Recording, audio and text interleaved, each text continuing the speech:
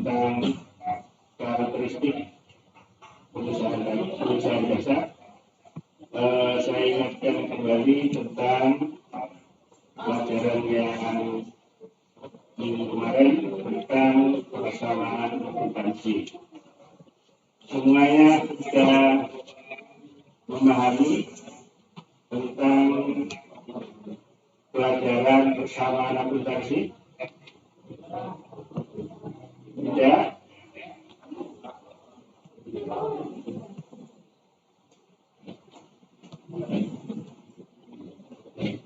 Gimana Adelia, sudah dipahami? Ayo di-unmute. Silakan. Apa ada yang belum paham pelajaran persamaan akuntansi kemarin? Ayo silakan salah satu mewakili. Di sini mah Pak Iyas ini.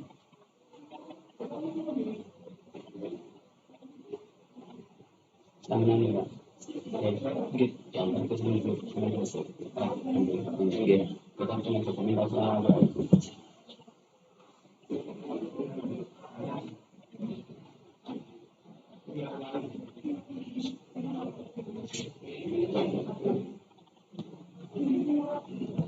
Bagaimana? Kalau data yang jelas, saya anggap sudah paham semua. Namun sebelum itu, sebelum pelajaran saya mulai, nanti tolong absen satu persatu di kolom chat ya. Di kolom chat silakan absen kehadiran satu persatu.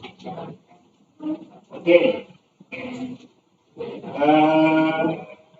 Tujuan kita mempelajari tentang karakteristik perusahaan dagang ini agar supaya kita tahu apa sih perusahaan dagang itu dan bagaimana nanti dalam proses siklus akuntansinya, ya. Jadi siklus akuntansinya biar tahu, maka kita harus tahu dulu apa perusahaan dagang itu. Ya, kalau yang jelas, silakan buka bukunya tentang siklus akuntansi perusahaan jasa. Dan di situ ada yang namanya karakteristik perusahaan jasa. Silakan dibaca, kemudian nanti kalian masing-masing bisa berpendapat tentang apa perusahaan jasa tersebut. Silakan anak-anak.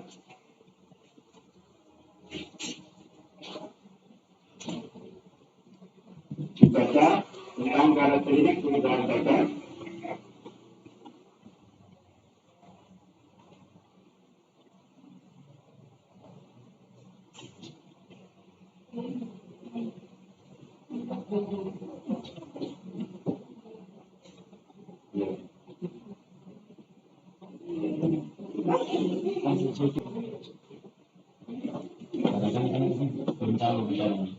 Tolong videonya jangan dimatikan ya, hidupkan semua videonya,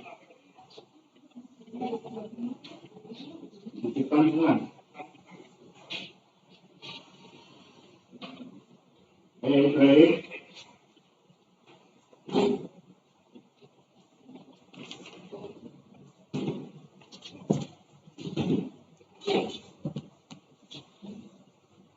Ayo semuanya hidupkan videonya.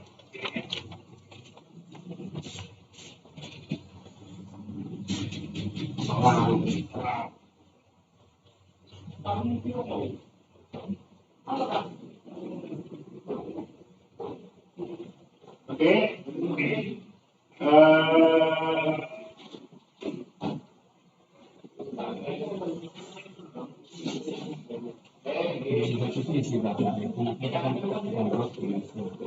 Baru pertama.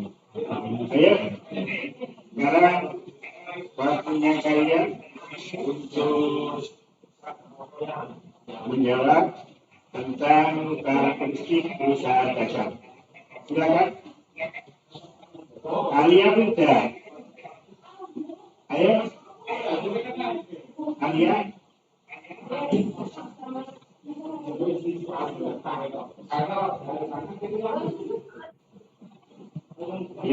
Ya, apa karakteristik perusahaan jasa itu?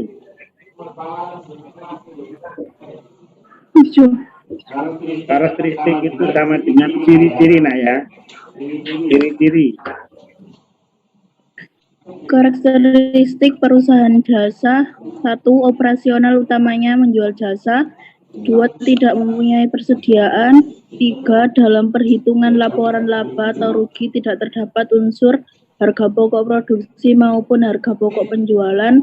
4. Dalam perhitungan laporan laba atau rugi hanya terdapat unsur pendapatan dan biaya saja. 5. Jasa yang dihasilkan bersifat abstrak. Salah satu ciri penting dari perusahaan jasa adalah keabstrakan dari jasa yang dihasilkan. Meskipun abstrak, jasa tersebut bisa dirasakan manfaatnya oleh para konsumen. Contohnya jasa seorang dokter. Oke, terima kasih.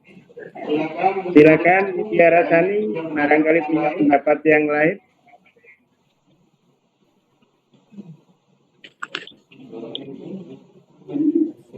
Ya, Mutiara Sani.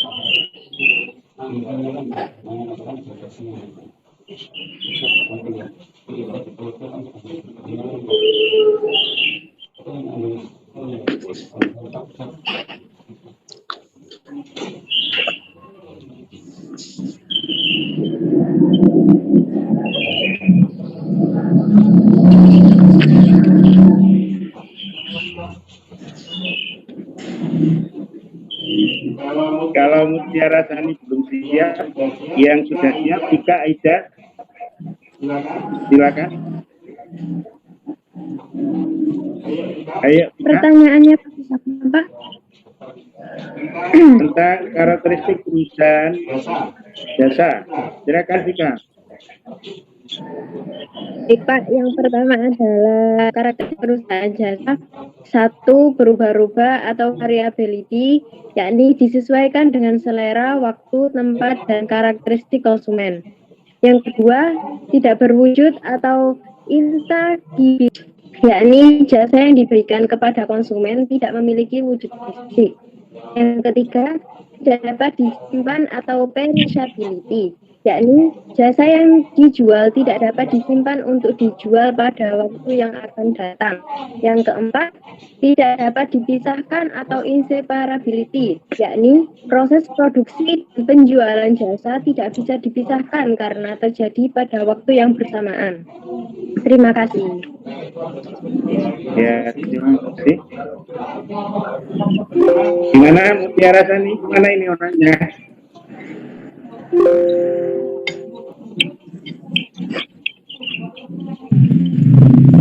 Apa, Pak? Ayo, silakan menjawab pertanyaannya Mutiara Sani. Pertanyaannya, Pak. Ya, karakteristik perusahaan jasa masih sama. Silakan.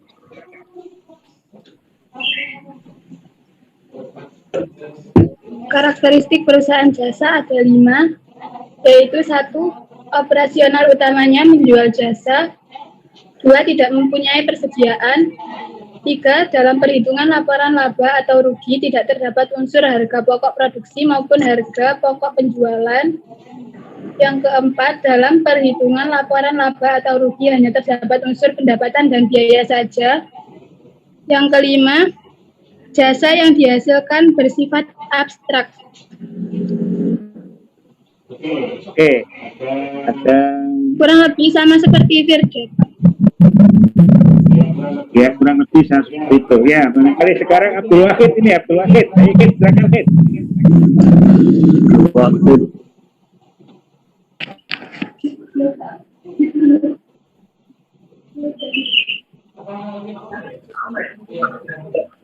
karakteristik perusahaan jasa. Yang agak keras dikit suaranya. Karakteristik perusahaan jasa yaitu tidak mempunyai persediaan, dua dalam perhitungan laporan, tidak terdapat surat pokok produksi maupun harga pokok berjalan. Jasa yang dihasilkan bersifat abstrak. Enggak. Lebihnya seperti mutiara sama. Yang laki-laki satu lagi. Siapa? Budi. Ayo silakan Mas Budi.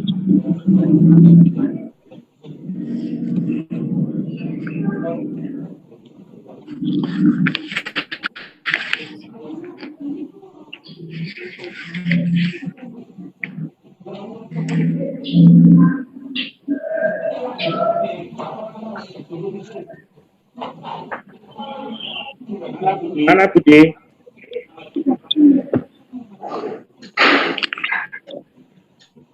Ayo Bu, silakan Bu.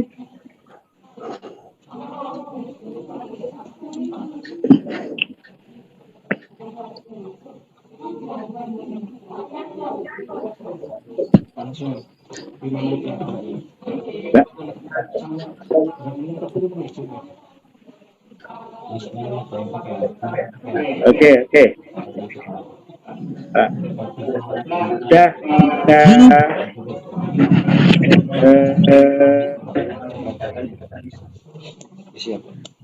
Cukup ya.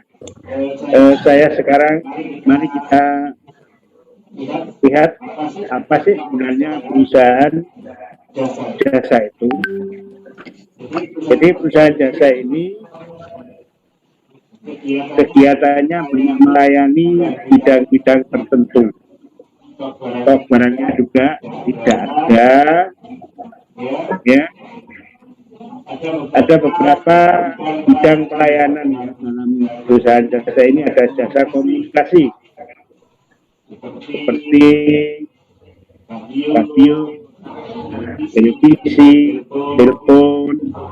Ada yang bidang profesi, misalnya jasa klinik bersalin, ya, pengacara dan seterusnya. Ada yang jasa hiburan, misalnya taman hiburan, kebun binatang. Ada lagi yang tempat tinggal, misalnya sewa apartemen, sewa hotel, asrama dan seterusnya. Ada kalian perseorangan, misalnya fotografer dan seterusnya. Jasa pertanggungan seperti asuransi, ya. Dari itu bisa disimpulkan bahwa karakteristik perusahaan jasa itu tidak berwujud atau intangibility, ya, tidak mempunyai bentuk fisik sehingga jasa harus segera dikonsumsi karena tidak dapat disimpan. Tidak terpisahkan, kebutuhan konsumen tidak dapat dipisahkan dengan jasa yang harus diberikan. Bahkan dalam hal tertentu, konsumen lain juga terlibat dalam menikmati jasa, ya, di pertunjukan diskop. Kemudian beraneka ragam atau heterogeneity. Ini dan kualitas layanan berbeda-beda pada setiap konsumen, sehingga jasa sulit menetapkan standar untuk kegiatan pelayanan seperti jasa rumah sakit, modalnya atau feasibility. Maka jasa bersifat modalnya dengan cepat sehingga konsumsi jasa akan dilakukan oleh para konsumen secara berulang seperti jasa pijat, ya. Kemudian kalau dilihat dari transaksinya, ada 3 transaksi keuangan dengan jasa, yaitu transaksi keuangan internal, transaksi keuangan eksternal, dan transaksi modal. Ya, ada 8 langkah membuat laporan keuangan pada perusahaan jasa yang dikenal dengan siklus akuntansi sebagai berikut. Ya, yang pertama langkahnya pertama adalah transaksi, kemudian mencatat transaksi, kemudian jurnal umum, buku besar, kemudian jurnal penyesuaian, laporan keuangan seperti laporan laba rugi, neraca dan perubahan modal, jurnal untuk dan neraca saldo. Tidak ada akun persediaan, ya, tidak ada akun persediaan. Tidak ada membutuhkan pencatatan untuk mengeluarkan jasa angkut. Ya, tidak ada pengeluaran untuk jasa angkut. Tingkat harga jual produk jasa tidak bisa digeneralisasi, sehingga pembuatan laporan keuangan akan berbeda-beda jenis masukannya. Jasa yang dihasilkan oleh perusahaan jasa sesuai dengan tingkat kebutuhan setiap konsumen, hingga mahal atau murahnya jasa tidak bisa dipatok secara umum pada semua konsumen. Tidak ada harga pokok produksi dan harga pokok penjualan pada laporan keuangan laba rugi. Hanya ada akun pendapatan dan biaya pada perhitungan laba. Demikian anak-anakku kesimpulan dari karakteristik perusahaan jasa. Untuk minggu depan silakan dipelajari tentang transaksi perusahaan jasa. Demikian pelajaran ekonomi di pagi hari ini. Sebelum acara selesai, silakan kita berdoa bersama-sama. Berdoa mulai.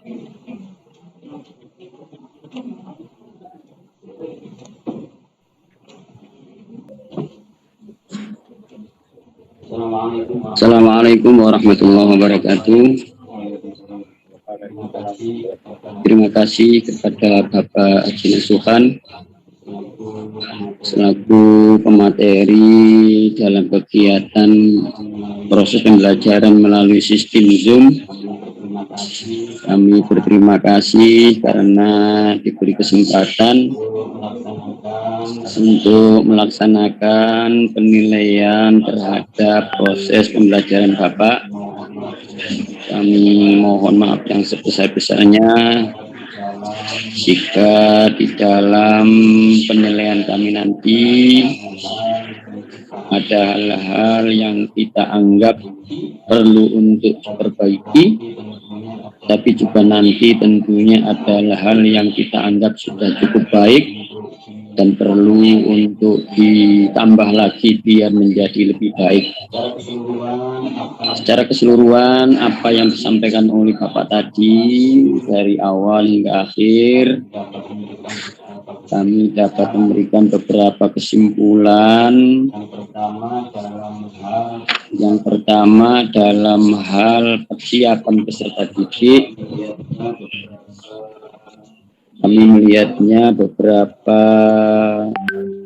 hal sudah Bapak lakukan dan kami anggap itu sudah cukup baik untuk memenuhi persyaratan untuk kita nilai sebagai pendahuluan yang baik. Dari cara Bapak menyiapkan peserta didik, menyiapkan beberapa pertanyaan-pertanyaan yang mungkin anak-anak juga sudah cukup baik dalam merespon. Ini secara keseluruhan kami anggap sudah cukup baik. Tinggal nanti perbaikan-perbaikan mungkin dalam hal penugasan-penugasan juga ini perlu nanti ditambah lagi. Untuk yang lainnya diantaranya adalah tentang penutup. Penutup tadi sudah kita anggap baik, cuma ada pemasukan sedikit dari kami. Di antaranya adalah mungkin anak-anak kita ini perlu diajak kembali untuk lebih bersemangat di dalam belajar, termasuk tadi mungkin anak-anak kita ini supaya ini Bapak untuk tetap menjaga protokol kesehatan. Jadi tetap jangan sampai tidurnya terlalu malam, tetap jaga jarak untuk menghindari kerumunan, menggunakan masker, termasuk cuci tangan dan lain sebagainya. Intinya di masa pandemi ini anak-anak harus betul-betul fokus pada kesehatan sehingga proses pembelajaran ini bisa berjalan dengan baik. Tentunya ini saja Bapak yang dapat kami sampaikan. Secara keseluruhan kami berterima kasih. Apa yang Bapak sampaikan kita anggap sudah cukup, sudah bisa mewakili untuk kami selaku kepala madrasah di dalam melakukan penilaian kinerja Bapak di dalam proses pembelajaran anak-anak. Ini saja Bapak, terima kasih dari kami. Assalamualaikum warahmatullahi wabarakatuh. Monggo barangkali Bapak Haji Nasuhan ini menyampaikan sesuatu, kami silakan. Masalahnya durasi waktu sehingga beberapa hal yang mungkin penugasan dan lain-lainnya tidak bisa kami lakukan di lewat sini. Jadi mungkin langsung penugasannya kami berikan karena memang reaktif mungkin Pak ya. Demikian itu saja yang saya sampaikan dan saya ucapkan banyak terima kasih kepada Bapak Kepala Madrasah yang telah mensupport dan semoga apa yang kita sampaikan ini bisa bermanfaat bagi semuanya. Akhirnya, Assalamualaikum warahmatullahi wabarakatuh. Terima kasih Bapak, dan saya mohon maaf hanya perkenankan saya untuk meninggalkan forum Zoom ini, dan barangkali ada hal-hal yang perlu disampaikan kepada anak-anak, silakan diteruskan kembali. Terima kasih Pak. Ya, terima kasih partisipan